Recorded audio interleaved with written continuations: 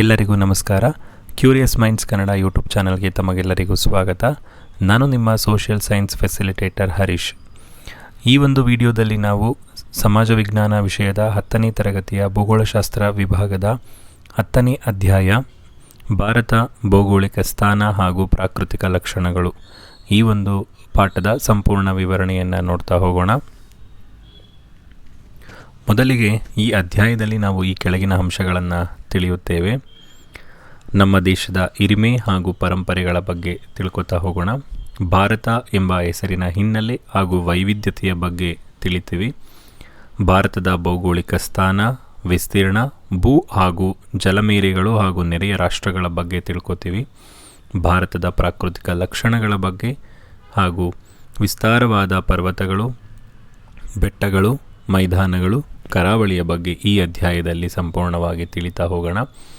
ಮೊದಲಿಗೆ ಭಾರತ ಪ್ರಾಚೀನ ಕಾಲದಿಂದಲೂ ನಮ್ಮ ದೇಶದಲ್ಲಿ ವಿವಿಧತೆಯಲ್ಲಿ ಏಕತೆಯನ್ನು ಕಾಣ್ಬೋದು. ಈ ವೈವಿಧ್ಯತೆ ನಮ್ಮ ದೇಶಕ್ಕೆ ಬೇರೆ ಯಾವ ದೇಶಕ್ಕೂ ಇರದಂತಹ ಶ್ರೀಮಂತಿಕೆಯನ್ನು ಕೊಟ್ಟಿದೆ. ಇಲ್ಲಿನ ವಿವಿಧ ರೀತಿಯ ಮೇಲ್ಮೈ ಲಕ್ಷಣಗಳಲ್ಲಿ ನಾವು ವೈವಿಧ್ಯತೆಯನ್ನು ಕಾಣ್ತೀವಿ. ಕೆಲವು ಕಡೆ ನಾವು ಪರ್ವತಗಳನ್ನು ನೋಡಿದ್ರೆ ಮತ್ತು ಕೆಲವು ಕಡೆ ಮೈದಾನಗಳನ್ನು ನೋಡ್ತೀವಿ. ಅದ್ರ ಜೊತೆಗೆ ಪ್ರಸ್ಥಭೂಮಿ ಇದೆ, ಕರಾವಳಿ ತೀರ ಇದೆ ಹಾಗೂ ಮರುಭೂಮಿಯನ್ನು ಕೂಡ ನಾವು ನೋಡ್ಬೋದು. ಹೀಗೆ ಮೇಲ್ಮೈ ಲಕ್ಷಣಗಳಲ್ಲೂ ಕೂಡ ವೈವಿಧ್ಯತೆ ಇದೆ. ವಾಯುಗುಣ ಅಂತ ಬಂದಾಗ ನಾವು ಈಗಾಗಲೇ ನಿಮಗೆ ಗೊತ್ತು, ಬೇಸಿಗೆಗಾಲ ಬರುತ್ತೆ, ಮಳೆಗಾಲ ಬರುತ್ತೆ, ಚಳಿಗಾಲ ಬರುತ್ತೆ. ಈ ಮೂರನ್ನೂ ಒಟ್ಟಿಗೆ ನೋಡುವಂಥ ಪ್ಲೇಸ್ಗಳು ನಮಗೆ ಸಿಗ್ತವೆ. ಉಷ್ಣವಲಯ ಇದೆ, ಸಮಶೀತೋಷ್ಣ ವಲಯ ಇದೆ. ಈ ರೀತಿಯ ವಾಯುಗುಣ ನಮಗೆ ಬದಲಾಗ್ತಾ ಇರುತ್ತೆ. ಈ ವಾಯುಗುಣದಲ್ಲೂ ಕೂಡ ನಾವು ವೈವಿಧ್ಯತೆಯನ್ನು ನೋಡ್ಬೋದು. ಹಾಗೆ ಭಾರತದಲ್ಲಿ ಸಾಕಷ್ಟು ಜಾತಿಯ ಸ್ವಾಭಾವಿಕ ಸಸ್ಯ ವರ್ಗಗಳಿದ್ದಾವೆ, ಪ್ರಾಣಿ ವರ್ಗಗಳಿದ್ದಾವೆ. ಅದರ ಜೊತೆಗೆ ಮನುಷ್ಯರಲ್ಲೂ ಸಹ ವೈವಿಧ್ಯತೆಯನ್ನು ಕಾಣ್ಬೋದು. ನಾವು ಯಾರೂ ಕೂಡ ನೋಡೋಕೆ ಒಂದೇ ರೀತಿ ಇಲ್ಲ. ಹಾಗೂ ನಾವು ನಮ್ಮ ಆಚರಣೆಗಳು ಇವು ಒಂದೇ ರೀತಿಯಾಗಿ ಕಾಣಲ್ಲ. ಇವೆಲ್ಲವನ್ನು ಗಮನಿಸಿದಾಗ ಭಾರತವನ್ನು ಒಂದು ಉಪಖಂಡ ಅಂತ ಕರಿಬೋದು. ಈ ವೈವಿಧ್ಯತೆಯ ಹಿನ್ನೆಲೆಯಲ್ಲಿ ಭಾರತವನ್ನು ನಾವು ಉಪಖಂಡ ಅಂತ ಕರಿಬೋದು, ಸಬ್ ಕಾಂಟಿನೆಂಟ್ ಅಂತಲೂ ಕರೆಯಬಹುದಾಗಿದೆ. ನೀವು ಚಿತ್ರದಲ್ಲಿ ಅದನ್ನು ಸಾಕಷ್ಟು ಈಸಿಯಾಗಿ ಅರ್ಥ ಮಾಡ್ಕೊಬೋದು. ನೆಕ್ಸ್ಟು ಪ್ರಪಂಚದಲ್ಲಿ ಭಾರತದ ಸ್ಥಾನ ಎಲ್ಲಿದೆ? ಪ್ರಪಂಚವನ್ನು ನಾವು 2 ಭಾಗಗಳಾಗಿ ವಿಂಗಡಣೆ ಮಾಡ್ಬೋದು. ಅಕ್ಷಾಂಶದ ಆಧಾರದ ಮೇಲೆ ಉತ್ತರಾರ್ಧಗೋಳ ಮತ್ತು ದಕ್ಷಿಣಾರ್ಧಗೋಳ ಅಂತ ವಿಂಗಡಣೆ ಮಾಡ್ತೀವಿ. ಅದರಲ್ಲಿ ಭಾರತವು ಉತ್ತರಾರ್ಧಗೋಳದಲ್ಲಿ ನೆಲೆಗೊಂಡಿದೆ. ಉತ್ತರಾರ್ಧಗೋಳದ ಪೂರ್ವ ಭಾಗದಲ್ಲಿ ಭಾರತ ಇದೆ. ಭಾರತವು ಏಷ್ಯಾ ಖಂಡದ ದಕ್ಷಿಣ ಭಾಗದಲ್ಲಿರುವಂತಹ ಪರ್ಯಾಯ ದ್ವೀಪ ಅಂತ ಅಂದರೆ 3 ಕಡೆ ನೀರಿದೆ. ಅಂದರೆ ಪಶ್ಚಿಮದಲ್ಲಿ ಅರಬ್ಬಿ ಸಮುದ್ರ, ಪೂರ್ವದಲ್ಲಿ ಬಂಗಾಳಕೊಲ್ಲಿ, ದಕ್ಷಿಣದಲ್ಲಿ ಹಿಂದೂ ಮಹಾಸಾಗರ ಹಾಗೂ ಒಂದು ಕಡೆ ಭೂಮಿ ಇದೆ, ಭೂಗಡಿಯನ್ನು ಹಂಚಿಕೊಂಡಿದೆ. ಈ 3 ಕಡೆ ನೀರಿದ್ದು ಒಂದು ಕಡೆ ಭೂಮಿ ಇದೆ. 3 ಕಡೆ ನೀರಿರೋದ್ರಿಂದ ನೀವು ಮ್ಯಾಪಲ್ಲಿ ಕೂಡ ನೋಡ್ಬೋದು, ತ್ರಿಕೋನಾಕಾರದಲ್ಲಿದೆ. ಈ ತ್ರಿಕೋನಾಕಾರದಲ್ಲಿದ್ದು ಒಂದು ಕಡೆ ಭೂಮಿಯಿಂದ ಆವರಿಸಿರುವ ಭೂಭಾಗವನ್ನು ನಾವು ಪರ್ಯಾಯ ದ್ವೀಪ ಅಂತ ಕರಿತೀವಿ. ಅದರ ನೆಲೆ ಗೊತ್ತಾಯಿತು. ಭಾರತವು ಏಷ್ಯಾ ಖಂಡದ ದಕ್ಷಿಣ ಭಾಗದಲ್ಲಿರುವಂತಹ ಒಂದು ಪರ್ಯಾಯ ದ್ವೀಪ. ಇದರ ಹೆಸರಿನ ಹಿನ್ನೆಲೆಗೆ ನಾವು ನೋಡೋದಾದರೆ, ಇಂಡಿಯಾ ಹಾಗೂ ಹಿಂದೂಸ್ತಾನ ಈ ಹೆಸರುಗಳು ಸಿಂಧೂ ನದಿಯಿಂದ ಬಂದಿದೆ. ಭಾರತದಲ್ಲಿ ಹರಿಯುವಂತಹ ಒಂದು ಪ್ರಮುಖ ನದಿ ಸಿಂಧೂ ನದಿ. ಈ ಸಿಂಧೂ ನದಿಯ ಹಿನ್ನೆಲೆಯಲ್ಲಿ ಭಾರತಕ್ಕೆ ಇಂಡಿಯಾ ಹಾಗೂ ಹಿಂದೂಸ್ತಾನ್ ಅಂತ ಹೆಸರು ಬಂದಿದೆ. ಅದು ಗ್ರೀಕರು ಸಿಂಧೂ ನದಿಯನ್ನು ಇಂಡಸ್ ರಿವರ್ ಅಂತ ಕರಿತಾಯಿದ್ರು, ಪರ್ಷಿಯನ್ನರು ಹಿಂದೂಸಾ ಅಂತ ಕರಿತಾಯಿದ್ರು. ಈ ನದಿಯ ಈಚೆಗಿನ ಭಾಗವನ್ನು ಅವರು ಆ ನದಿಯ ಹೆಸರಿನ ಹಿನ್ನೆಲೆಯಲ್ಲೇ ಭಾರತಕ್ಕೆ ಗುರುತಿಸ್ತಾ ಇದ್ರು. ಅದೇ ರೀತಿ ವಿಷ್ಣು ಪುರಾಣದ ಪ್ರಕಾರ ಭರತ ಚಕ್ರವರ್ತಿ ಆಳಿದ ಈ ಭೂಮಿಗೆ ಭಾರತ ಅಂತಲೂ ಕರೀತಾರೆ. ಋಗ್ವೇದದಲ್ಲಿಯೂ ಇಂಡಿಯಾವನ್ನು ಭಾರತ ಅಂತಲೇ ಕರಿತಾ ಇದ್ರು. ಭಾರತದ ಹೆಸರಿನ ಹಿನ್ನೆಲೆ ಅಂದರೆ 3 ರೀತಿಯ ಹೆಸರುಗಳು ತಿಳ್ಕೊಂಡ್ವಿ. ಇಂಡಿಯಾ, ಹಿಂದೂಸ್ತಾನ ಎಂಬ ಹೆಸರುಗಳು ಸಿಂಧೂ ನದಿಯ ಹಿನ್ನೆಲೆಯಲ್ಲಿ ಬಂದರೆ, ಭರತ ಚಕ್ರವರ್ತಿ ಆಳಿದ ಈ ನಾಡಿಗೆ ಭಾರತ ಅಂತ ಹೆಸರು ಬಂದಿದೆ. ಮುಂದೆ ಭಾರತದ ಒಂದು ಗಾತ್ರ, ಸೈಜ್ ಏನಿದೆ ಅಂತ ನೋಡೋದಾದರೆ, ಭಾರತವು ಒಟ್ಟು 32,87,263 ಚದರ ಕಿಲೋಮೀಟರ್ಗಳಷ್ಟು ವಿಸ್ತಾರವಾಗಿದೆ. ವಿಸ್ತೀರ್ಣದ ದೃಷ್ಟಿಯಿಂದ ಪ್ರಪಂಚದ 7ನೇ ಅತಿದೊಡ್ಡ ರಾಷ್ಟ್ರ. ಹಾಗೆ ಇದು ಪ್ರಪಂಚದ ವಿಸ್ತೀರ್ಣದಲ್ಲಿ 2.4% ಭೂಮಿಯನ್ನು ಒಳಗೊಂಡಿದೆ. ಇದರಲ್ಲಿ 28 ರಾಜ್ಯಗಳಿದ್ದಾವೆ, 8 ಕೇಂದ್ರಾಡಳಿತ ಪ್ರದೇಶಗಳಿದ್ದಾವೆ. ದೆಹಲಿಯನ್ನು ರಾಷ್ಟ್ರೀಯ ರಾಜಧಾನಿ ಪ್ರದೇಶ ಅಂತ ಕರೀತಾರೆ. 2011 ಜನಗಣತಿಯ ಪ್ರಕಾರ 121 ಕೋಟಿ ಜನಸಂಖ್ಯೆ ಭಾರತದಲ್ಲಿದೆ. ಇದು ಪ್ರಪಂಚದ ಒಟ್ಟು ಜನಸಂಖ್ಯೆಯಲ್ಲಿ 17.50% ಇದೆ. ಪ್ರಸ್ತುತ ಪ್ರಪಂಚದಲ್ಲಿ ಭಾರತವು ಅತಿ ಹೆಚ್ಚು ಜನಸಂಖ್ಯೆಯನ್ನು ಹೊಂದಿರುವಂತಹ ರಾಷ್ಟ್ರವಾಗಿದೆ.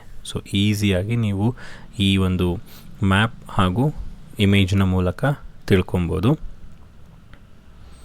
ಮುಂದೆ ನಿಮಗಿದು ತಿಳಿದಿರಲಿ, 2 ರಾಜಧಾನಿಯನ್ನು ಹೊಂದಿರುವಂತಹ ಭಾರತದ ರಾಜ್ಯ ಅಥವಾ ಕೇಂದ್ರಾಡಳಿತ ಪ್ರದೇಶಗಳು ಜಮ್ಮು ಮತ್ತು ಕಾಶ್ಮೀರ, ಇದು ಕೇಂದ್ರಾಡಳಿತ ಪ್ರದೇಶಗಳು. ಇದಕ್ಕೆ 2 ರಾಜಧಾನಿ ಇದೆ.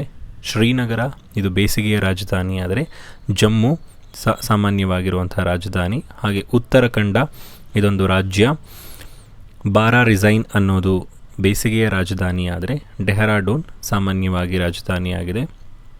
3ನೇದು ಹಿಮಾಚಲ ಪ್ರದೇಶ, ಇದು ಕೂಡ ಒಂದು ರಾಜ್ಯ. ಶಿಮ್ಲಾ ಇದು ರಾಜಧಾನಿ, ಆದರೆ ಧರ್ಮಶಾಲಾ ಇದು 2ನೆಯ ರಾಜಧಾನಿ. ಹೀಗೆ 2 ರಾಜಧಾನಿಯನ್ನು ಹೊಂದಿರುವಂತಹ ರಾಜ್ಯ ಮತ್ತು ಕೇಂದ್ರಾಡಳಿತ ಪ್ರದೇಶಗಳು ಇವಾಗಿವೆ. ಸೊ ಭಾರತದ ಸ್ಥಾನ ಇಲ್ಲಿ ಭೌಗೋಳಿಕವಾಗಿ ಭಾರತವು ಯಾವ ಭಾಗದಲ್ಲಿ ಕಂಡುಬರುತ್ತೆ ಅಂತ ಈಗಾಗಲೇ ನಾವು ಮಾತಾಡಿದ್ವಿ. ಉತ್ತರಾರ್ಧಗೋಳದ ಪೂರ್ವ ಭಾಗದಲ್ಲಿ ನೆಲೆಗೊಂಡಿದೆ.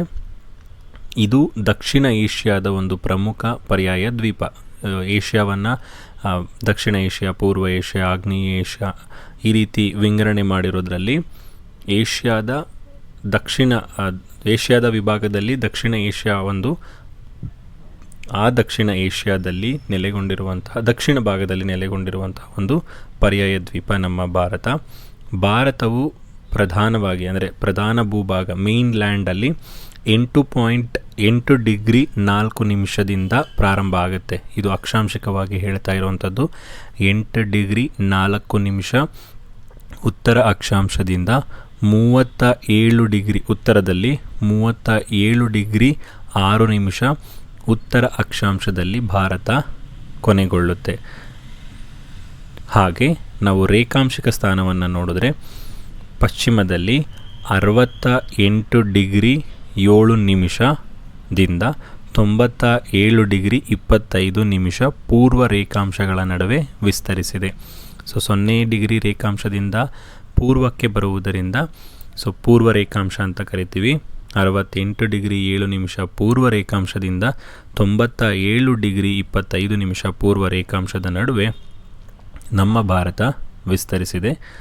ಉತ್ತರದಲ್ಲಿ ಲಡಾಖ್ನಿಂದ ದಕ್ಷಿಣದಲ್ಲಿ ಕನ್ಯಾಕುಮಾರಿಯವರೆಗೆ ಅಂದರೆ ಪೂರ್ವ ಪಶ್ಚಿಮವಾಗಿ ಭಾರತ ಎಷ್ಟು ಕಿಲೋಮೀಟರ್ ಉದ್ದ ಇದೆ ಅಂತಂದರೆ, ಮೊದಲನೇ ಭೂಪಟದಲ್ಲಿ ನೋಡ್ಬೋದು.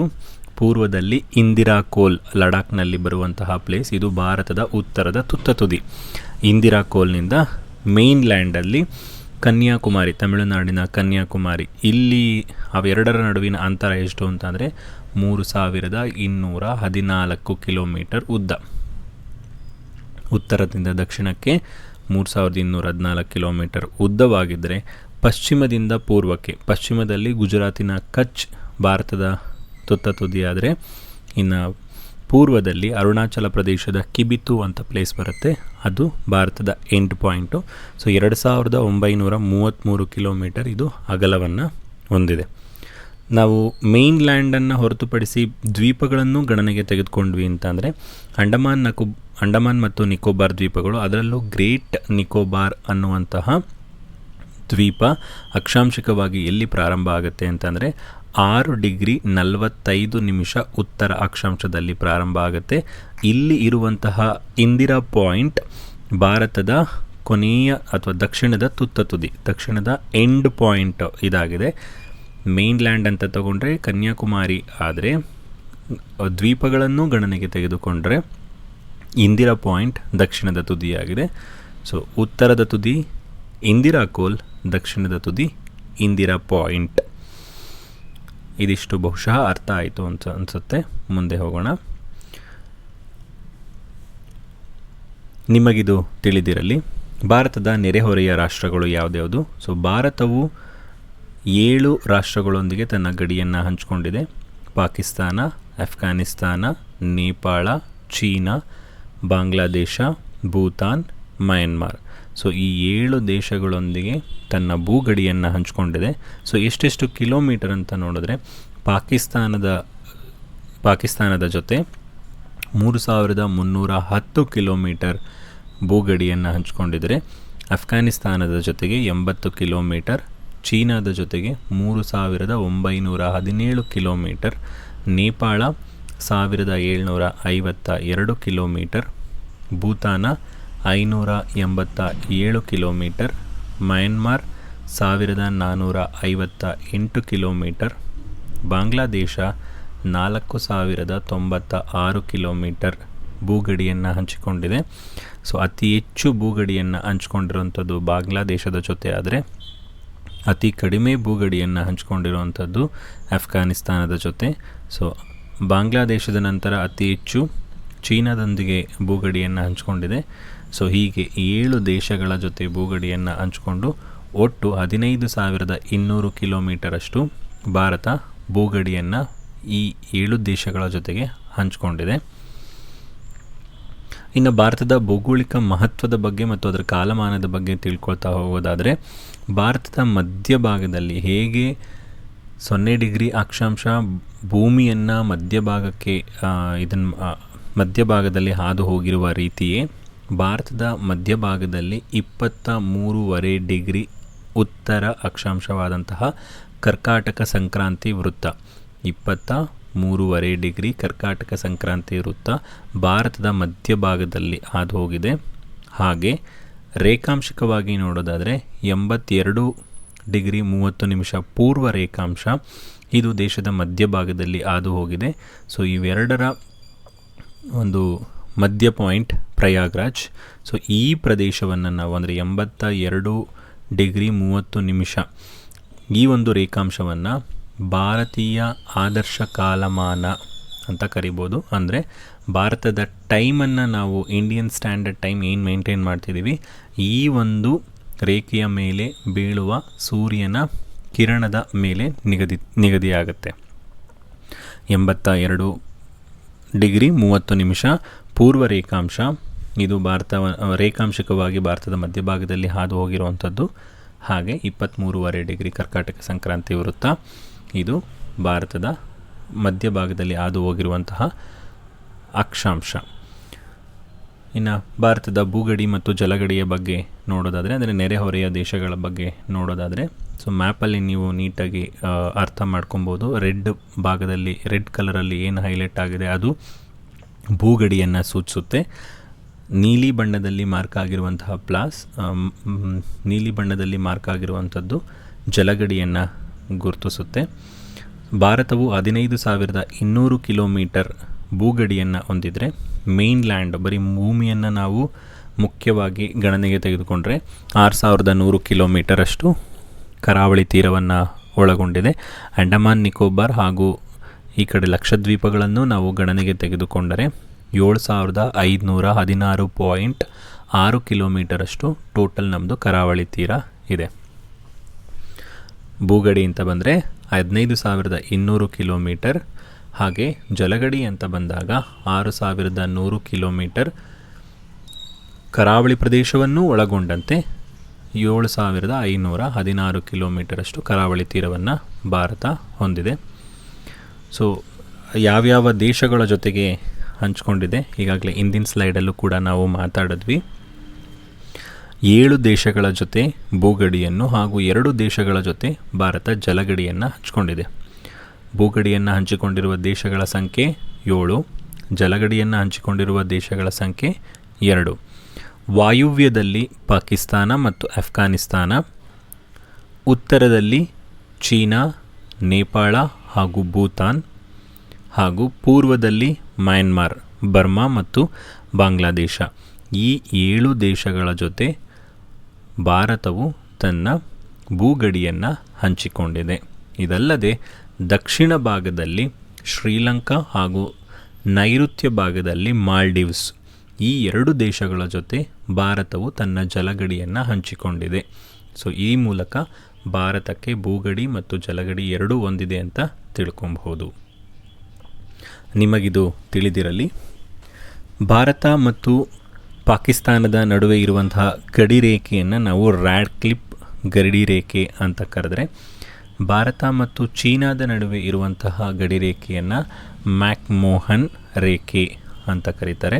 ಹಾಗೆ ಭಾರತ ಮತ್ತು ಅಫ್ಘಾನಿಸ್ತಾನ ಏನು 80 ಕಿಲೋಮೀಟರ್ ಗಡಿ ಇದೆಯಲ್ಲ, ಆ ಗಡಿ ರೇಖೆಯನ್ನು ಡ್ಯುರಾಂಡ್ ರೇಖೆ ಎಂದು ಕರೆಯಲಾಗಿದೆ. ಸೊ ಇದು ಭಾರತ ಮತ್ತು ಬೇರೆ ಬೇರೆ ದೇಶಗಳ ನಡುವೆ ಇರುವ ಗಡಿ ರೇಖೆಗಳ ಹೆಸರುಗಳು. ಪರೀಕ್ಷಾ ದೃಷ್ಟಿಯಿಂದ ಇದು ಇಂಪಾರ್ಟೆಂಟ್ ಆಗುತ್ತೆ. ಸೊ ಇದಿಷ್ಟು ಭಾರತದ ಭೌಗೋಳಿಕ ಸ್ಥಾನ ಮತ್ತು ಗಾತ್ರ ಇದರ ಬಗ್ಗೆ ಆಯಿತು. ಇನ್ನು ಭಾರತದ ಪ್ರಾಕೃತಿಕ ವಿಭಾಗಗಳ ಬಗ್ಗೆ ನೋಡೋದಾದರೆ, ಭಾರತವು ವಿವಿಧ ರೀತಿಯ ಭೂಸ್ವರೂಪಗಳನ್ನು ಒಳಗೊಂಡಿದೆ. ಈ ಸ್ವರೂಪಗಳು ದೇಶದ ವಿವಿಧ ಭಾಗದಲ್ಲಿ ಕಂಡುಬರುತ್ತದೆ. ಇವುಗಳು ಭೂ ಇತಿಹಾಸದ ವಿವಿಧ ಅವಧಿಯಲ್ಲಿ ನಿರ್ಮಿತವಾಗಿದ್ದು, ಭೂರಚನೆ ಹಾಗೂ ಮೇಲ್ಮೈ ಲಕ್ಷಣಗಳಲ್ಲಿ ವ್ಯತ್ಯಾಸವನ್ನು ಹೊಂದಿದೆ.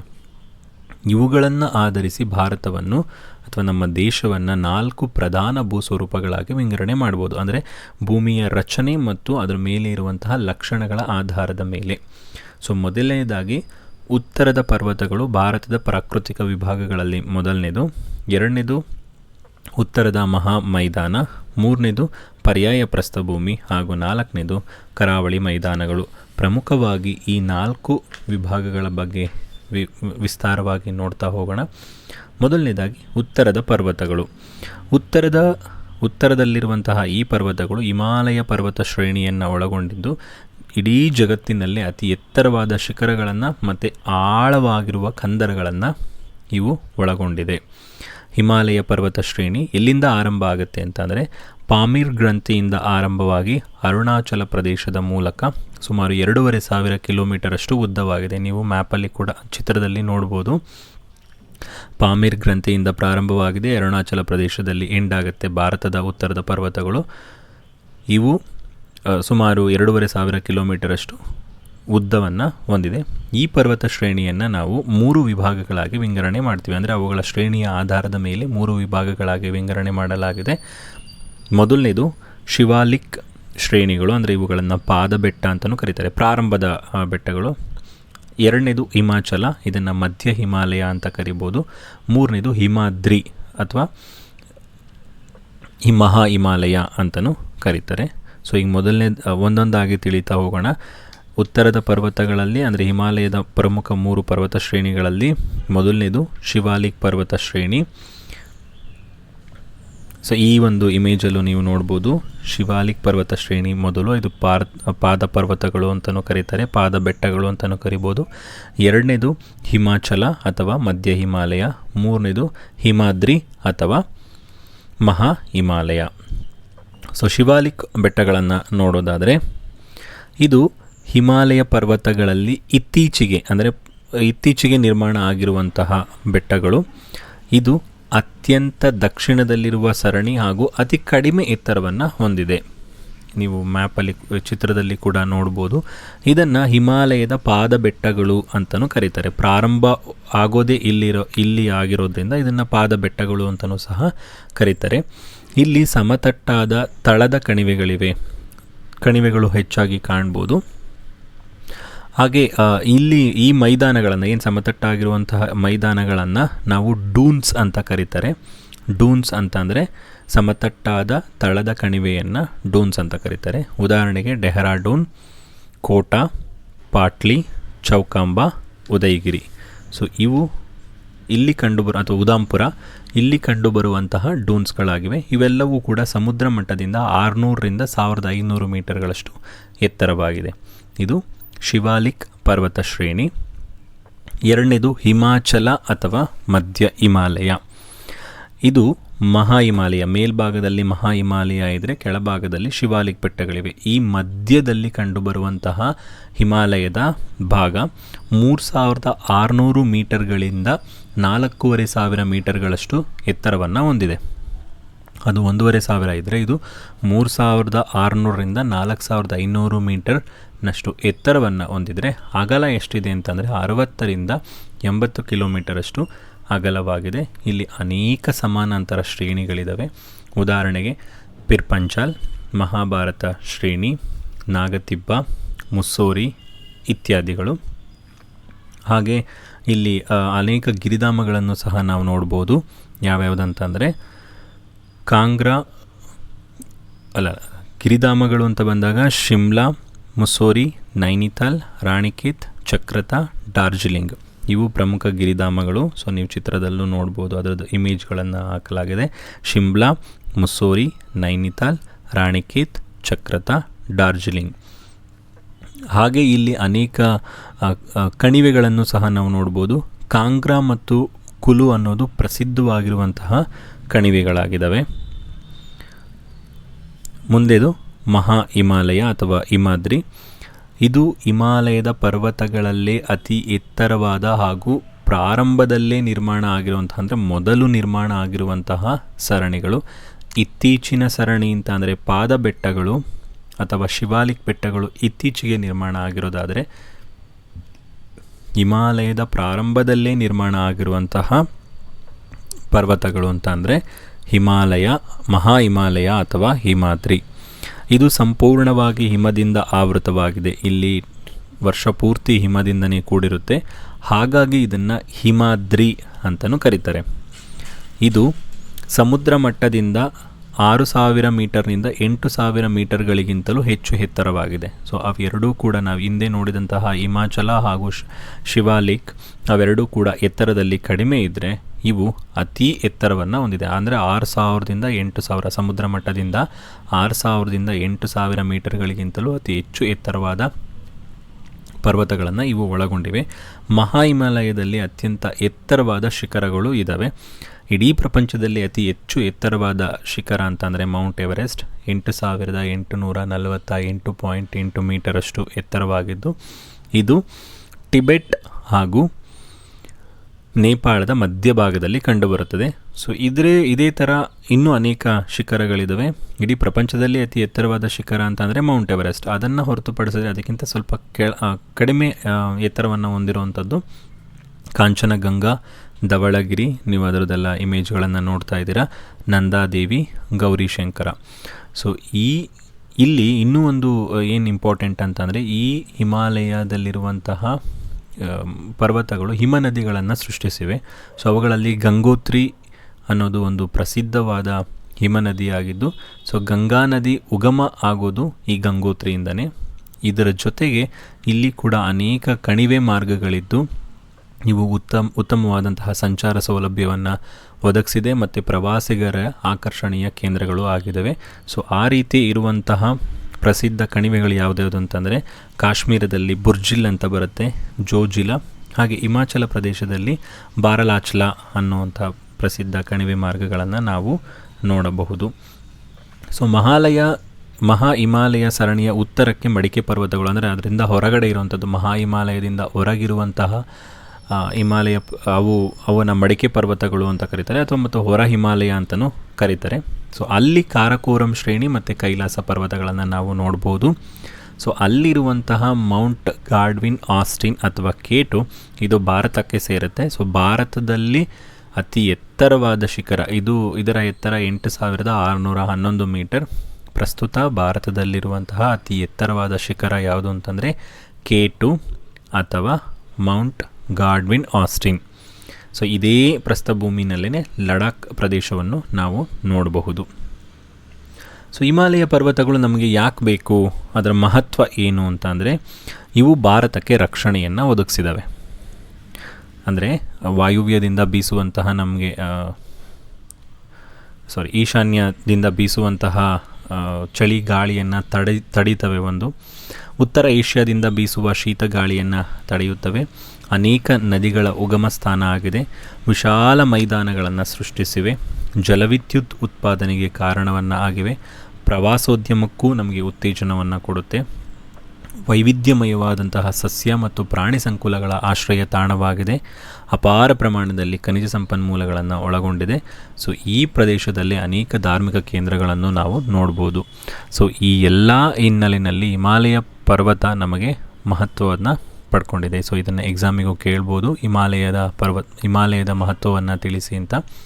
ಸೊ ಇದಕ್ಕೆ ಈ 9 ಪಾಯಿಂಟ್ಗಳನ್ನು ಬರೆದ್ರೆ ಆಗುತ್ತೆ. ನೆಕ್ಸ್ಟು ಇದನ್ನು ಚಿಕ್ಕದಾಗಿ ಕೂಡ ನಾವು ನೋಡ್ಬೋದು. ಬುಲೆಟ್ ಪಾಯಿಂಟಲ್ಲಿ ನೋಡೋದಾದರೆ ರಕ್ಷಣೆ ಅಂದರೆ ಹಿಮಾಲಯದಿಂದ ಅಂದರೆ ಉತ್ತರದಿಂದ ಬೀಸುವಂತಹ ಉತ್ತರ ಏಷ್ಯಾದಿಂದ ಬೀಸುವ ಶೀತ ಗಾಳಿಯನ್ನು ತಡೆಯುತ್ತದೆ. ಸೊ ಅದನ್ನು ಒಂದು ರಕ್ಷಣೆಯನ್ನು ಕೊಡಿಸುತ್ತೆ. ಮತ್ತು ಆ ಕಡೆಯಿಂದ ಚೀನಾ ಆ ಪ್ಲೇಸಿಂದ ನಮಗೆ ಯಾವುದಾದ್ರೂ ದಾಳಿ ಆಗುತ್ತೆ ಅಂತಂದರೆ ಅದರಿಂದನೂ ಕೂಡ ನಮಗೆ ರಕ್ಷಣೆಯನ್ನು ಒದಗಿಸುತ್ತೆ. ಶೀತ ಗಾಳಿಯನ್ನು ತಡೆಯುತ್ತೆ. ಅನೇಕ ನದಿಗಳ ಉಗಮ ಸ್ಥಾನ, ಜಲವಿದ್ಯುತ್ ಶಕ್ತಿಗೂ ನಮಗೆ ಹೆಲ್ಪ್ ಆಗುತ್ತೆ. ಧಾರ್ಮಿಕ ಕೇಂದ್ರಗಳಿದ್ದಾವೆ, ಇದರಿಂದ ಪ್ರವಾಸೋದ್ಯಮಕ್ಕೆ ಹೆಲ್ಪ್ ಆಗುತ್ತೆ. ಖನಿಜ ಸಂಪನ್ಮೂಲಗಳಿದ್ದಾವೆ, ವೈವಿಧ್ಯಮಯ ಸಸ್ಯ ಹಾಗೂ ಪ್ರಾಣಿಗಳಿದ್ದಾವೆ. ಸೊ ವಿಶಾಲ ಮೈದಾನಗಳನ್ನು ಸೃಷ್ಟಿಸಿದೆ. ಸೊ ಇದು ಹಿಮಾಲಯದ ಮಹತ್ವ. ಎರಡನೇ ವಿಭಾಗ ಅಂದರೆ ಭಾರತದ ಪ್ರಾಕೃತಿಕ ವಿಭಾಗಗಳಲ್ಲಿ ಎರಡನೇದು ಉತ್ತರದ ಮಹಾಮೈದಾನ. ಈ ಉತ್ತರದ ಮಹಾಮೈದಾನವನ್ನು ಸಟ್ಲೇಜ್ ಗಂಗಾ ಮೈದಾನವಂತನೂ ಕರೀತಾರೆ. ಯಾಕೆ ಅಂತಂದರೆ ಸಟ್ಲೇಜ್ ನದಿ ಮತ್ತು ಗಂಗಾ ನದಿ ಈ ಎರಡೂ ನದಿಗಳೇ ಈ ಮೈದಾನವನ್ನು ಉಂಟು ಮಾಡಿರುವಂಥದ್ದು. ಇದು ಉತ್ತರದಲ್ಲಿ ಹಿಮಾಲಯ ಪರ್ವತದಿಂದ ದಕ್ಷಿಣದಲ್ಲಿ ಪರ್ಯಾಯ ಪ್ರಸ್ಥಭೂಮಿಯ ನಡುವೆ ಕಂಡುಬರುತ್ತದೆ. ಸೊ ಈಗಾಗಲೇ ಮೊದಲನೇ ವಿಭಾಗ ನಾವು ತಿಳ್ಕೊಂಡ್ವಿ, ಹಿಮಾಲಯ ಪರ್ವತಗಳು. ಅದರ ಕೆಳಗಡೆ ಬರುವಂಥದ್ದು. ಅಲ್ಲಿಂದ ದಕ್ಷಿಣಕ್ಕೆ ಬಂದಾಗ ಪರ್ಯಾಯ ಪ್ರಸ್ಥಭೂಮಿ. ಈ ಮಧ್ಯಭಾಗದಲ್ಲಿ ಕಂಡುಬರುವಂತಹ ಎರಡನೇ ವಿಭಾಗನೇ ಉತ್ತರದ ಮಹಾಮೈದಾನ. ಈ ಮೈದಾನವು ಪಶ್ಚಿಮದಲ್ಲಿ ಸಿಂಧೂ ನದಿಯ ಮೈದಾನದಿಂದ ಪೂರ್ವದಲ್ಲಿ ಬ್ರಹ್ಮಪುತ್ರ ನದಿಯವರೆಗೂ ವಿಸ್ತರಿಸಿದೆ. ಉತ್ತರ ದಕ್ಷಿಣ ಗೊತ್ತಾಯಿತು. ಉತ್ತರದಲ್ಲಿ ಹಿಮಾಲಯ ಪರ್ವತ, ದಕ್ಷಿಣದಲ್ಲಿ ಪರ್ಯಾಯ ಪ್ರಸ್ಥಭೂಮಿ. ಪೂರ್ವದಲ್ಲಿ ಎಲ್ಲಿಂದ ಆರಂಭ ಆಗುತ್ತೆ ಅಂತಂದರೆ ಸಿಂಧೂ ನದಿಯ ಮೈದಾನದಿಂದ ಪೂರ್ವದಲ್ಲಿ ಬ್ರಹ್ಮಪುತ್ರ ನದಿ ಹರಿಯುತ್ತೆ. ಆ ಬ್ರಹ್ಮಪುತ್ರ ನದಿಯ ನಡುವಿನ ಭಾಗವನ್ನು ಅಥವಾ ವಿಭಾಗವನ್ನು ನಾವು ಉತ್ತರದ ಮಹಾಮೈದಾನ ಅಂತ ಕರಿಬಹುದು. ಪಶ್ಚಿಮದಿಂದ ಪೂರ್ವಕ್ಕೆ ಸುಮಾರು 2400 ಕಿಲೋಮೀಟರ್ ಇದೆ. ಸೊ ಪೂರ್ವದಿಂದ ಪಶ್ಚಿಮ ಅಥವಾ ಪಶ್ಚಿಮದಿಂದ ಪೂರ್ವಕ್ಕೆ 2400 ಕಿಲೋಮೀಟರ್ ಇದ್ದರು. ಸೊ ಅದರ ಅಗಲ ಎಷ್ಟಿದೆ ಅಂತ ಅಂದರೆ 70ರಿಂದ 500 ಕಿಲೋಮೀಟರಷ್ಟು ಅಗಲವನ್ನು ಈ ಮೈದಾನ ಹೊಂದಿದೆ. ಈ ಮೈದಾನವು ಬಹುತೇಕ ಸಮತಟ್ಟಾಗಿದೆ, ಅಂದರೆ ತಗ್ಗು ದಿಣ್ಣೆ ಅಲ್ಲೇನಿಲ್ಲ, ಎಲ್ಲ ಫ್ಲ್ಯಾಟ್ ಆಗಿರುವಂತಹ ಪ್ಲೇಸ್ ಇದು. ಉತ್ತರದ ಮೈದಾನವು ನದಿಗಳು ಹೊತ್ತು ತಂದು ಹಾಕಿದ ಮೆಕ್ಕಲು ಮಣ್ಣಿನಿಂದ ನಿರ್ಮಿತವಾಗಿರೋದ್ರಿಂದ ಸೊ ಸಟ್ಲೇಜ್ ನದಿ, ಗಂಗಾ ನದಿ, ಬ್ರಹ್ಮಪುತ್ರ ನದಿ ಹಾಗೂ ಸಿಂಧು ನದಿ, ಈ ನದಿಗಳು ತಂದು ಹಾಕಿರುವ ಮಣ್ಣಿನಿಂದ ಇದು ನಿರ್ಮಾಣ ಆಗಿರೋದ್ರಿಂದ ಇದನ್ನು ಸಂಚಯನ ಮೈದಾನ ಅಂತಲೂ ಕರೀತಾರೆ. ಸೊ ಇದಿಷ್ಟು ಉತ್ತರದ ಮಹಾಮೈದಾನದ ಬಗ್ಗೆ. ಸೊ ಈ ಮುಂದೆ ಪರ್ಯಾಯ ಪ್ರಸ್ಥಭೂಮಿ ಮೂರನೆಯ ವಿಭಾಗ. ಪರ್ಯಾಯ ಪ್ರಸ್ಥಭೂಮಿಯು ಭಾರತದ ಭೂಸ್ವರೂಪಗಳ ವಿಭಾಗದಲ್ಲಿ ಅತ್ಯಂತ ದೊಡ್ಡದು, ಅತಿ ಹೆಚ್ಚು ಇರ್ಬೋದು. ನೋಡಿ, ನೀವು ಮ್ಯಾಪಲ್ಲಿ ಕೂಡ ನೋಡ್ಬೋದು. ಉತ್ತರದ ಪರ್ವತಗಳು ಕಡಿಮೆ ಇದ್ದರೆ ಎರಡನೇದು ಮಹಾಮೈದಾನ, ಉತ್ತರದ ಮಹಾಮೈದಾನ. ಏನು ಬ್ರೌನ್ ಕಲರಲ್ಲಿ ಇದಾಗಿರುವಂಥದ್ದು ಅದಷ್ಟು ಕೂಡ ಪರ್ಯಾಯ ಪ್ರಸ್ಥಭೂಮಿ ಅಂತಲೇ ಪರಿಗಣನೆ ಮಾಡ್ತಾರೆ. ಈ ಪರ್ಯಾಯ ಪ್ರಸ್ಥಭೂಮಿಯು 4 ವಿಭಾಗಗಳಿಗಿಂತ ಅತಿ ದೊಡ್ಡದು. ಅಲ್ಲದೆ ಇತಿಹಾಸಕಾರರ ಪ್ರಕಾರ ಇದು ಅತ್ಯಂತ ಪುರಾತನವಾಗಿದ್ದು ಭೂಖಂಡಗಳು ಯಾವಾಗ ಸೃಷ್ಟಿಯಾಗೋದಕ್ಕೆ ಆರಂಭ ಆಯಿತು ಅಂದರೆ ಗೋಂಡ್ವಾನ ಪೀರಿಯಡ್ ಅಂತ ಕರೀತಾರೆ, ಆ ಭಾಗದಲ್ಲಿಯೇ ಇದು ಕೂಡ ಇತ್ತು ಅಂತ ಹೇಳ್ತಾರೆ. ಭೂಮಿ ಆರಂಭ ಆದ ಕಾಲಘಟ್ಟದಿಂದಲೂ ನಾವು ಪರ್ಯಾಯ ಪ್ರಸ್ಥಭೂಮಿಯನ್ನು ನೋಡ್ಬೋದು ಅಂತ ಹೇಳ್ತಾರೆ. ಈ ಪ್ರಸ್ಥಭೂಮಿಯು ಸಟ್ಲೇಜ್ ಗಂಗಾ ಮೈದಾನದ ದಕ್ಷಿಣದಲ್ಲಿ ಹಿಂದೂ ಮಹಾಸಾಗರದವರೆಗೂ ಚಾಚಿಕೊಂಡಿದೆ.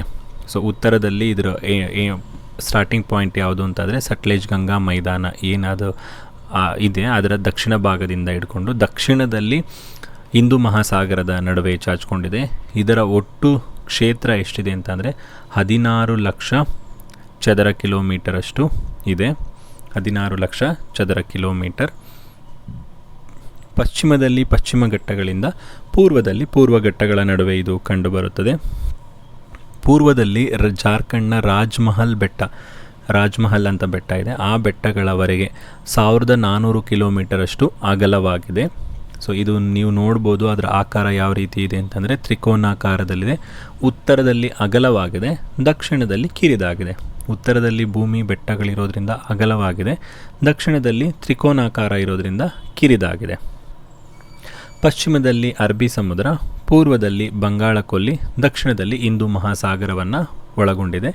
ಸೊ ಆಗಲೇ ಕೂಡ ನಾವು ಮಾತಾಡಿದ್ವಿ ತ್ರಿಕೋನಾಕಾರದಲ್ಲಿದೆ ಅಂತ. ಈ ಪ್ರಸ್ಥಭೂಮಿ ತ್ರಿಕೋನಾಕಾರದಲ್ಲಿಯೇ ನಮಗೆ ಕಂಡುಬರುವಂಥದ್ದು. ಈ ಪ್ರಸ್ಥಭೂಮಿಯ ಉತ್ತರ ಭಾಗದಲ್ಲಿ ಮೇಲ್ಗಡೆ ನೋಡ್ಬೋದು ನೀವು ವಿಂಧ್ಯ ಮತ್ತು ಅರಾವಳಿ ಪರ್ವತಗಳು ಅಂತ ಇದೆ. ವಿಂಧ್ಯ ಬೆಟ್ಟಗಳು, ಅರಾವಳಿ ಬೆಟ್ಟಗಳು ಮತ್ತು ಸಾತ್ಪುರ ಬೆಟ್ಟಗಳು, ಹಾಗೆ ಮಾಳ್ವಾ ಪ್ರಸ್ಥಭೂಮಿ, ಛೋಟಾ ನಾಗ್ಪುರ್ ಪ್ರಸ್ಥಭೂಮಿ ಇದ್ದು ಇವುಗಳ ನಡುವೆ ನಮಗೆ ನರ್ಮದಾ ನದಿ ಹರಿಯುತ್ತೆ. ಸೊ ಈ ಒಂದು ಮ್ಯಾಪಲ್ಲಿ ನೀವು ಆರಾಮಾಗಿ ಅರ್ಥ ಮಾಡ್ಕೊಬೋದು. ಅರಾವಳಿ ಬೆಟ್ಟಗಳು, ಮಾಳ್ವಾ ಪ್ರಸ್ಥಭೂಮಿ, ಸಾತ್ಪುರ ಬೆಟ್ಟಗಳು, ಛೋಟಾ ನಾಗ್ಪುರ್ ಪ್ರಸ್ಥಭೂಮಿ ಇದ್ದು ಆ ಸಾತ್ಪುರ ಮತ್ತು ಮಾಳ್ವಾ ಪ್ರಸ್ಥಭೂಮಿಯ ಮಧ್ಯಭಾಗದಲ್ಲಿ ನರ್ಮದಾ ನದಿ ಹರಿದು ಹೋಗುವಂಥದ್ದು. ಸೊ ಇಲ್ಲಿ ಅನೇಕ ನದಿಗಳಿದ್ದಾವೆ. ನರ್ಮದಾ ನದಿ, ತಪತಿ ನದಿ, ಹಾಗೆ ದಾಮೋದರ ನದಿಗಳು, ಇದ್ರ ಜೊತೆಗೆ ಸಣ್ಣ ಪುಟ್ಟ ನದಿಗಳು ಕೂಡ ಹರಿಯುತ್ತೆ. ಸೊ ಇವು ಮಧ್ಯಭಾಗದಲ್ಲಿ ಇರೋದ್ರಿಂದ ಅಂದರೆ ಅನೇಕ ಚಿಕ್ಕ ಪುಟ್ಟ ನದಿಗಳು ಹರಿಯುತ್ತವೆ. ಅದ್ರ ಜೊತೆಗೆ ಇಡೀ 4 ವಿಭಾಗದಲ್ಲಿ ಮಧ್ಯಭಾಗದಲ್ಲಿ ಕಂಡು ಬರೋದ್ರಿಂದ ಇದನ್ನು ಕೇಂದ್ರ ಪ್ರಸ್ಥಭೂಮಿ ಅಂತಲೂ ಕರೀತಾರೆ. ದಕ್ಷಿಣದಲ್ಲಿ ದಕ್ಕನ್ ಪ್ರಸ್ಥಭೂಮಿ ಇದ್ದು ಮಹಾದೇವ ಬೆಟ್ಟಗಳಿದ್ದಾವೆ. ಸೊ ದಕ್ಕನ್ ಪ್ರಸ್ಥಭೂಮಿಯನ್ನು ನೀವು ನೋಡಬಹುದು. ಅದರ ಜೊತೆಗೆ ಮಹಾದೇವ ಬೆಟ್ಟಗಳು ಇಲ್ಲೇ ಕಂಡುಬರುತ್ತೆ. ಮೈಕಲಾ ಶ್ರೇಣಿಗಳು, ಅಮರಕಂಟಕ ಬೆಟ್ಟಗಳು, ರಾಜ್ಮಹಲ್ ಬೆಟ್ಟಗಳು ಇವೆಲ್ಲವೂ ದಕ್ಕನ್ ಪ್ರಸ್ಥಭೂಮಿಯ ಉತ್ತರದಲ್ಲಿದ್ದರೆ, ದಕ್ಕನ್ ಪ್ರಸ್ಥಭೂಮಿಯ ಪಶ್ಚಿಮ ಭಾಗದಲ್ಲಿ ಗ್ರೀನ್ ಕಲರಲ್ಲಿ ನೀವು ನೋಡ್ಬೋದು ಪಶ್ಚಿಮ ಘಟ್ಟಗಳಿದ್ದಾವೆ. ಹಾಗೆ ಪೂರ್ವ ಭಾಗದಲ್ಲಿ ಪೂರ್ವ ಘಟ್ಟಗಳಿದ್ದಾವೆ. ನಮ್ಮ ಕರ್ನಾಟಕ ಮತ್ತು ಮಹಾರಾಷ್ಟ್ರದಲ್ಲಿ ಈ ಪಶ್ಚಿಮ ಘಟ್ಟಗಳನ್ನು ಸಹ್ಯಾದ್ರಿ ಅಂತ ಕರೀತಾರೆ. ಪೂರ್ವ ಘಟ್ಟಗಳು, ಪಶ್ಚಿಮ ಘಟ್ಟಗಳು ನಿರಂತರವಾಗಿದ್ದಾವೆ, ಎತ್ತರವಾಗಿದ್ದಾವೆ. ಇವುಗಳಿಗೆ ಹೋಲಿಕೆ ಮಾಡಿದ್ರೆ ಪೂರ್ವ ಘಟ್ಟಗಳು ನಿರಂತರವಾಗಿಲ್ಲ, ಅಲ್ಲಲ್ಲಿ ಡಿವೈಡ್ ಇದ್ದಾವೆ, ಅಂದರೆ ವಿಭಾಗ ಇದೆ. ಯಾಕೆ ಅಂತಂದರೆ ನದಿಗಳು ಹರಿಯುವಾಗ ಹರ್ಕೊಂಬರುತ್ತಲ್ಲ, ಅದು ಸಮುದ್ರವನ್ನು ಸೇರುವಂತಹ ಭಾಗಗಳಲ್ಲಿ ಅದು ವಿಭಾಗ ಆಗಿದೆ. ಸೊ ಇಲ್ಲಿರುವಂತಹ ಬೆಟ್ಟಗಳು ನಿರಂತರವಾಗಿಲ್ಲ, ಅಲ್ಲಲ್ಲಿ ಡಿವೈಡ್ ಆಗಿರೋದನ್ನು ನೋಡ್ಬೋದು. ಅಂದರೆ ನಿರಂತರವಾಗಿಲ್ಲ. ಆದರೆ ಪಶ್ಚಿಮ ಘಟ್ಟಗಳು ಎತ್ತರವಾಗಿಯೂ ಇದ್ದಾವೆ, ನಿರಂತರವಾಗಿಯೂ ಇದ್ದಾವೆ. ಈ ಪಶ್ಚಿಮ ಘಟ್ಟಗಳಲ್ಲಿ ಬರುವಂತಹ ಅಣ್ಣಾಮಲೈ ಅಥವಾ ಅದರಲ್ಲಿ ಬರುವಂತಹ ಆನೈಮುಡಿ ಇಡೀ ದಕ್ಷಿಣ ಭಾರತದಲ್ಲಿಯೇ ಅತ್ಯಂತ ಎತ್ತರವಾದ ಒಂದು ಪ್ಲೇಸು, ಅಂದರೆ ಶಿಖರ. ದಕ್ಷಿಣ ಭಾರತದಲ್ಲಿಯೇ ಅತಿ ಎತ್ತರವಾದ ಪ್ರದೇಶ ಅಥವಾ ಶಿಖರ ಯಾವುದು ಅಂತಂದರೆ ಆನೈಮುಡಿ. ಇನ್ನು ದಕ್ಕನ್ ಪ್ರಸ್ಥಭೂಮಿಯ ಪೂರ್ವಘಟ್ಟಗಳ ಬಗ್ಗೆ ಹೇಳಿದೆ, ಅವು ಎತ್ತರವಾಗಿಲ್ಲ, ಹಾಗೆ ನಿರಂತರವಾಗಿಯೂ ಇಲ್ಲ. ಇಲ್ಲಿ ಬರುವಂತಹ ಅಂದರೆ ಪೂರ್ವಘಟ್ಟಗಳಲ್ಲಿ ಬರುವಂತಹ ಪ್ರಮುಖ ಶಿಖರಗಳು ಯಾವುದು ಅಂತಂದರೆ ಅಮರಕೊಂಡ ಮತ್ತು ಮಹೇಂದ್ರಗಿರಿ ಅನ್ನೋವು. ಒಟ್ಟಾರೆಯಾಗಿ ಈ ಪ್ರಸ್ಥಭೂಮಿ ಆರ್ಥಿಕವಾಗಿ ಹೆಚ್ಚು ಪ್ರಾಮುಖ್ಯತೆಯನ್ನು ಪಡ್ಕೊಂಡಿದೆ.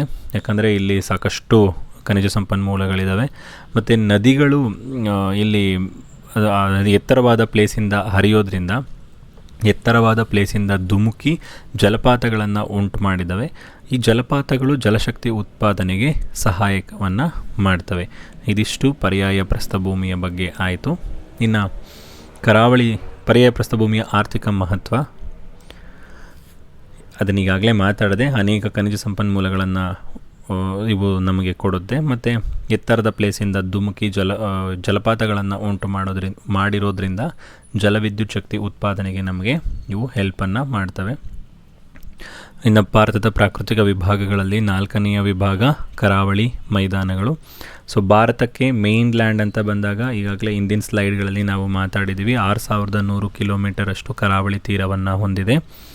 ಸೊ ಈ ಕರಾವಳಿ ತೀರ ಪಶ್ಚಿಮದಲ್ಲಿ ಗುಜರಾತಿನ ಕಚ್ನಿಂದ ಆರಂಭ ಆಗುತ್ತೆ. ಗುಜರಾತಿನ ಕಚ್ನಿಂದ ಆರಂಭ ಆಗಿ ಪೂರ್ವದಲ್ಲಿ ಗಂಗಾ ನದಿ ಮುಖಜ ಭೂಮಿಯವರೆಗೆ ಹಬ್ಕೊಂಡಿದೆ. ಸೊ ಈ ತೀರ ಪ್ರದೇಶ ಅಂದರೆ ಈ ಮಧ್ಯಭಾಗದಲ್ಲಿ ಕಂಡುಬರುವಂಥದ್ದು ಬ್ಲೂ ಕಲರು ಮತ್ತು ನೀವು ಆರೆಂಜ್ ಕಲರಲ್ಲಿ ಏನು ಕಾಣ್ತೀವಲ್ಲ, ಇದನ್ನು ಕರಾವಳಿ ಪ್ರದೇಶ ಅಂತ ಕರೀತಾರೆ. ಸಮುದ್ರ ಹಾಗೆ ಭೂಮಿಯ ಆ ಮಧ್ಯಭಾಗದಲ್ಲಿ ಕಂಡುಬರುವಂತಹ ಮರಳಿನ ಭಾಗವನ್ನು ನಾವು ಕರಾವಳಿ ಪ್ರದೇಶ ಅಂತ ಕರಿಬೋದು. ಇದು ಟೋಟಲ್ ಎಷ್ಟು ರಾಜ್ಯಗಳ ಜೊತೆಗೆ ಕರಾವಳಿ ಇದೆ ಅಂತ ಅಂದರೆ ಭಾರತದ 9 ರಾಜ್ಯಗಳು ಕರಾವಳಿ ತೀರವನ್ನು ಹೊಂದಿವೆ. ಅದರಲ್ಲಿ 2 ಭಾಗ ಇದೆ, ಒಂದು ಪೂರ್ವ ಕರಾವಳಿ, ಇನ್ನೊಂದು ಪಶ್ಚಿಮ ಕರಾವಳಿ. ಪೂರ್ವ ಕರಾವಳಿ ಗಂಗಾ ನದಿ ಮುಖಜ ಭೂಮಿಯಿಂದ ತಮಿಳುನಾಡು ಎಂಡ್ ಆಗುತ್ತೆ ಕನ್ಯಾಕುಮಾರಿಯವರೆಗೆ. ಮೇನ್ ಲ್ಯಾಂಡ್ ಏನು ಕನ್ಯಾಕುಮಾರಿ ಇದೆಯಲ್ಲ ಅಲ್ಲಿಯವರೆಗೆ. ಸೊ ಕನ್ಯಾಕುಮಾರಿಯಿಂದ ಗುಜರಾತಿನ ಕಚ್ನವರೆಗೆ ನಾವು ಪಶ್ಚಿಮ ಕರಾವಳಿ ಅಂತ ಕರಿತೀವಿ. ಪಶ್ಚಿಮ ಕರಾವಳಿಯು ಅರಬ್ಬಿ ಸಮುದ್ರ ಹಾಗೂ ಪಶ್ಚಿಮ ಘಟ್ಟಗಳ ನಡುವೆ ಗುಜರಾತಿನ ಕಚ್ನಿಂದ ಆರಂಭವಾಗಿ ಕನ್ಯಾಕುಮಾರಿ ಭೂಶಿಖರದವರೆಗೆ ಸುಮಾರು 1,500 ಕಿಲೋಮೀಟರ್ನಷ್ಟು ಉದ್ದವನ್ನು ಹೊಂದಿದ್ರೆ ಇದನ್ನು ಕೇರಳದಲ್ಲಿ ಮಲಬಾರ್ ಅಂತ ಕರೀತಾರೆ. ಕರ್ನಾಟಕದಲ್ಲಿ ನಮ್ಮ ಕರ್ನಾಟಕ ತೀರ ಅಥವಾ ಕೆನರಾ ತೀರ ಅಂತ ಕರೆದರೆ ಗೋವಾ ಮತ್ತು ಮಹಾರಾಷ್ಟ್ರದಲ್ಲಿ ಕೊಂಕಣ ತೀರ ಅಂತ ಕರೀತಾರೆ. ಇನ್ನು ಗುಜರಾತ್ನಲ್ಲಿ ಗುಜರಾತ್ ತೀರ ಅಂತಲೇ ಕರೀತಾರೆ. ಸೊ ಇಲ್ಲಿ ಕಂಡುಬರುವಂತಹ ಪ್ರಮುಖ ಬಂದರುಗಳು ಯಾವುದ್ಯಾವುದು ಅಂತಂದರೆ ಮುಂಬೈ, ನವಶೇವಾ, ಮರ್ಮಗೋವಾ, ಕೊಚ್ಚಿ, ಕಾಂಡ್ಲಾ, ಕಾರವಾರ, ನವಮಂಗಳೂರು. ಸೊ ಇಲ್ಲಿರುವಂತಹ ಪ್ರಮುಖ ಬಂದರುಗಳು. ಇನ್ನು ಕನ್ಯಾಕುಮಾರಿಯಿಂದ ಉತ್ತರದಲ್ಲಿ ಗಂಗಾ ನದಿಯ ಮುಖಜ ಭೂಮಿಯವರೆಗೆ ಆರೆಂಜ್ ಕಲರಲ್ಲಿ ಏನು ಮಾರ್ಕ್ ಮಾಡಿ ತೋರಿಸಿದ್ದೀನಿ ಅದು ಕಂಪ್ಲೀಟಾಗಿ ಪೂರ್ವ ಕರಾವಳಿ. ಇದು ಪೂರ್ವ ಕರಾವಳಿ ಏನಂತಂದರೆ ಪೂರ್ವ ಘಟ್ಟ ಮತ್ತು ಆ ಬಂಗಾಳ ಕೊಲ್ಲಿಯ ನಡುವೆ ಕಂಡುಬರುತ್ತೆ. ಸೊ ಇದು ಹೆಚ್ಚು ಅಗಲ ಹಾಗೆ ಒಂದೇ ರೀತಿ ಸಮತಟ್ಟಾಗಿದೆ. ತುಂಬ ಅಗಲ ಇದೆ, ಒಂದೇ ಸಮತಟ್ಟಾಗಿದೆ, ಅಲ್ಲಲ್ಲಿ ಡಿವೈಡ್ ಆಗಿದೆ. ಸೊ ಯಾಕೆ ಅಂತಂದರೆ ಇಲ್ಲಿ ಹರಿದು ಬರುವಂತಹ ನದಿಗಳು ಮುಖಜ ಭೂಮಿಯನ್ನು ಸೃಷ್ಟಿಸಿಕೊಂಡಿರೋದ್ರಿಂದ. ಸೊ ಇದು ನಿರಂತರ ಸರಣಿ ಅಲ್ಲ. ಪೂರ್ವ ಘಟ್ಟಗಳು ಇಲ್ಲಿ ಹರಿಯುವಂತಹ ನದಿಗಳು ಯಾವ್ಯಾವುದು ಬರ್ತವೆ ಅಂತಂದರೆ ಮಹಾನದಿ, ಗೋದಾವರಿ, ಕೃಷ್ಣ, ಕಾವೇರಿ. ಈ ನದಿಗಳು ಪೂರ್ವ ಘಟ್ಟದಲ್ಲಿ ತಮ್ಮ ನದಿ ಮುಖಜ ಭೂಮಿಯನ್ನು ಸೃಷ್ಟಿಸಿಕೊಂಡಿವೆ. ಸೊ ಇಲ್ಲಿ ಒಂದೆರಡು ಫೇಮಸ್ ಸರೋವರಗಳಿದ್ದಾವೆ. ಒಡಿಶಾದಲ್ಲಿ ಚಿಲ್ಕಾ ಅಂತ ಕರೆದ್ರೆ, ಆಂಧ್ರ ಪ್ರದೇಶದಲ್ಲಿ ಪುಲಿಕಾಟ್ ಅನ್ನುವಂತಹ ಸರೋವರಗಳನ್ನು ನಾವು ಕಾಣಬಹುದು. ಪೂರ್ವ ಕರಾವಳಿಯನ್ನು ಉತ್ಕಲ ತೀರ ಮತ್ತು ಕೋರಮಂಡಲ ತೀರ ಅಂದರೆ ತಮಿಳುನಾಡಿನ ಭಾಗದಲ್ಲಿ ಕೋರಮಂಡಲ ತೀರ ಅಂತಂದರೆ ಅದರಿಂದ ಮೇಲ್ಭಾಗ ಏನಿದೆ ಅದನ್ನು ಉತ್ಕಲ ತೀರ ಅಂತ ಕರೀತಾರೆ. ಸೊ ಇದಿಷ್ಟು ಕರಾವಳಿ ಮೈದಾನದ ಬಗ್ಗೆ. ನೀವು ಇದರಲ್ಲೂ ನೋಡ್ಬೋದು ಪೂರ್ವ ಕರಾವಳಿ ಹೇಗಿದೆ ಅಂತ. ಮಹಾನದಿ, ಗೋದಾವರಿ, ಕೃಷ್ಣ, ಕಾವೇರಿ ಆ ನದಿಗಳು ಮುಖಜ ಭೂಮಿಯನ್ನು ಸೃಷ್ಟಿಸಿಕೊಂಡಿವೆ. ಇಲ್ಲಿ ಅನೇಕ ಸರೋವರಗಳನ್ನು ಕೂಡ ನಾವು ನೋಡ್ಬೋದು. ಉತ್ಕಲ ತೀರ ಮತ್ತು ಕೋರಮಂಡಲ ತೀರ ಅಂತ ಕರೀತಾರೆ. ಚಿಲ್ಕಾ ಸರೋವರ, ಪುಲಿಕಾಟ್ ಸರೋವರ ಫೇಮಸ್ಸು. ಸೊ ಇದು ಹೆಚ್ಚು ಅಗಲವಾಗಿದೆ, ಹಾಗೆ ಒಂದೇ ರೀತಿ ಸಮತಟ್ಟಾಗಿರೋದನ್ನು ನೋಡ್ಬೋದು. ಇದು ಪೂರ್ವ ಕರಾವಳಿ. ಸೊ ಇನ್ನೊಂದು ಲಾಸ್ಟ್ ಭಾಗ ದ್ವೀಪಗಳು. ಭಾರತದ ಭೌಗೋಳಿಕ ವಿಭಾಗದಲ್ಲಿ ಇದೊಂದು ವಿಶೇಷ. ದ್ವೀಪಗಳು ಅಂತ ಅಂದರೆ ಸುತ್ತಲೂ ನೀರಿದ್ದು ಮಧ್ಯಭಾಗದಲ್ಲಿ ಭೂಮಿ ಇದ್ದರೆ ಅದನ್ನು ದ್ವೀಪ ಅಂತ ಕರಿತೀವಿ. ಭಾರತಕ್ಕೆ ಸೇರಿರುವ ಒಟ್ಟು 247 ದ್ವೀಪಗಳಿದ್ದಾವೆ. ಭಾರತಕ್ಕೆ 247 ದ್ವೀಪಗಳಿದ್ದಾವೆ. ಅದರಲ್ಲಿ 204 ದ್ವೀಪಗಳು ಬಂಗಾಳ ಕೊಲ್ಲಿಯಲ್ಲಿ ಇದ್ದರೆ ಇನ್ನು 43 ದ್ವೀಪಗಳು ಅರಬ್ಬಿ ಸಮುದ್ರದಲ್ಲಿ ನೋಡ್ಬೋದು. ಮನ್ನಾರ್ಖಾರಿ ಅಂತಂದರೆ ಶ್ರೀಲಂಕಾ ಹತ್ರ ಬರುವಂಥದ್ದು. ಮನ್ನಾರ್ಖಾರಿಯಲ್ಲಿ ಕೆಲವು ಹವಳದ ದ್ವೀಪಗಳಿದ್ದಾವೆ. ಹವಳದ ದ್ವೀಪಗಳು ಅಂತಂದರೆ ಲಾಸ್ಟಲ್ಲಿ ನಾನು ಎಕ್ಸ್ಪ್ಲೈನ್ ಮಾಡ್ತೀನಿ.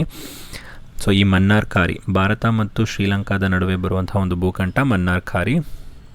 ಇಲ್ಲಿ ಹವಳದ ದ್ವೀಪಗಳನ್ನು ನಾವು ನೋಡ್ಬೋದು. ಬಂಗಾಳ ಕೊಲ್ಲಿಯಲ್ಲಿರುವಂತಹ ಅಂಡಮಾನ್ ಮತ್ತು ನಿಕೋಬಾರ್ ದ್ವೀಪಗಳು ಗಟ್ಟಿಯಾದ ಮತ್ತು ಜ್ವಾಲಾಮುಖಿ ನಿರ್ಮಿತ ಶಿಲೆಗಳಿಂದ ಕೂಡಿವೆ. ಅಂದರೆ ಗಟ್ಟಿಯಾಗಿರುವಂತಹ ದ್ವೀಪಗಳವು. ಇನ್ನು ಭಾರತದ ದಕ್ಷಿಣ ತುದಿಯ ನಿಕೋಬಾರ್ ದ್ವೀಪದ ದಕ್ಷಿಣ ತುದಿ, ಭಾರತದ ಲಾಸ್ಟ್ ಎಂಡಿಂಗ್ ಪಾಯಿಂಟು ನಾವು ಹಿಂದಿನ ಸ್ಲೈಡಲ್ಲೇ ಹೇಳಿದಾಗ ಗ್ರೇಟ್ ನಿಕೋಬಾರ್ ದ್ವೀಪದಲ್ಲಿ ಬರುವಂತಹ ಇಂದಿರಾ ಪಾಯಿಂಟ್ ಭಾರತದ ದಕ್ಷಿಣದ ತುತ್ತ ತುದಿ ಇಂದಿರಾ ಪಾಯಿಂಟ್. ಸೊ ಇದು ಬರುವಂಥದ್ದು ದ್ವೀಪಗಳಲ್ಲಿನೇ. ಸೊ ಒಟ್ಟಾರೆಯಾಗಿ ಹೇಳೋದಂದರೆ ಭಾರತಕ್ಕೆ ಒಟ್ಟು 247 ದ್ವೀಪಗಳಿದ್ದಾವೆ.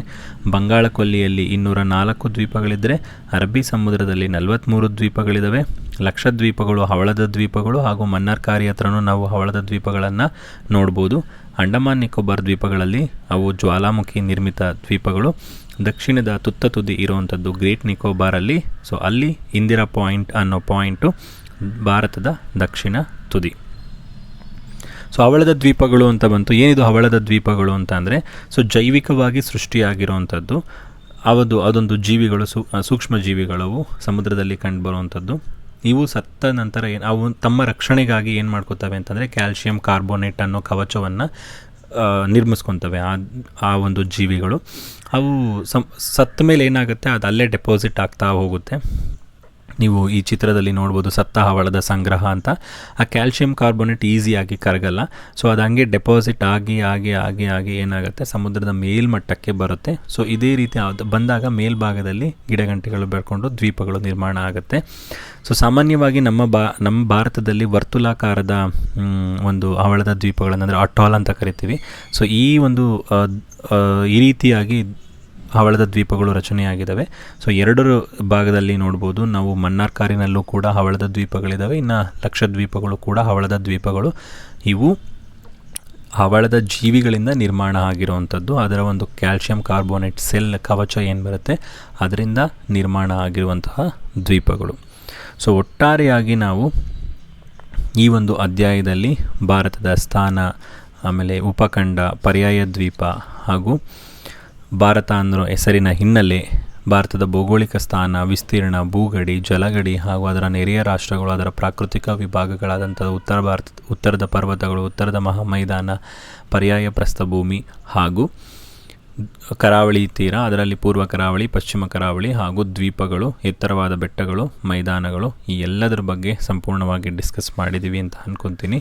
ಸೊ ಈ ಒಂದು ವಿಡಿಯೋ ನಿಮಗೆ ಇಷ್ಟ ಆಗಿರುತ್ತೆ ಅಂತ ಭಾವಿಸ್ತಾ, ಸೊ ಈ ವಿಡಿಯೋ ನೋಡಿದ್ದಕ್ಕೆ ಧನ್ಯವಾದಗಳನ್ನು ಹೇಳ್ತೀನಿ. ಇದೇ ರೀತಿಯ ಹೆಚ್ಚಿನ ವಿಡಿಯೋಗಳು ಬೇಕು ಅಂತ ಅಂದರೆ ನಮ್ಮ ಚಾನಲನ್ನು ಸಬ್ಸ್ಕ್ರೈಬ್ ಮಾಡ್ಕೊಳ್ಳೋದನ್ನು ಮರಿಬೇಡಿ ಅಂತ ಹೇಳ್ತಾ, ಸೊ ಈ ವಿಡಿಯೋ ನಿಮಗೆ ಅಷ್ಟೇ ಉಪಯೋಗ ಅಲ್ಲ, ಬೇರೆಯವರಿಗೂ ಉಪಯೋಗ ಆಗುತ್ತೆ ಅನ್ನೋದಾದರೆ ಶೇರ್ ಮಾಡಿ, ಇಷ್ಟ ಆಗಿದರೆ ಲೈಕ್ ಮಾಡಿ, ಹಾಗೆ ಈ ಸಪೋರ್ಟನ್ನು ಹೀಗೆ ಮುಂದುವರಿಸಿ ಅಂತ ಹೇಳ್ತಾ ಧನ್ಯವಾದಗಳು.